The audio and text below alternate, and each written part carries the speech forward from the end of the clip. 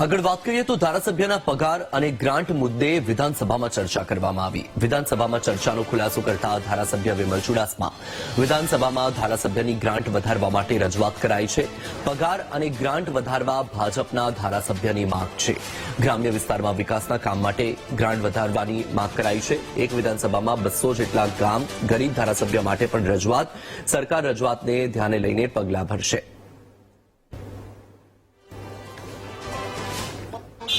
બેઠો હતો પણ ભારતીય જનતા પાર્ટીના ધારાસભ્યો એ પાછળથી મને એવું કહેતા હતા, લગભગ 30-40 ધારાસભ્યો એવું કહેતા કે વિમલભાઈ તમે બોલો કે પેન્શન વધારે, પગાર વધારે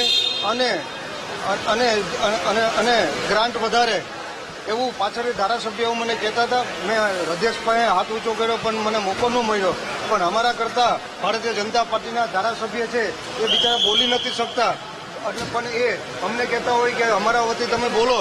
જો મને અધ્યક્ષે મોકો આપ્યો હોત તો હું કહેત કે ભાજપના ધારાસભ્ય બિચારા બોલી નથી શકતા, પણ એમને કીધું છે કે પેન્શન વધારો, ગ્રાન્ટ વધારો અને પગાર વધારો।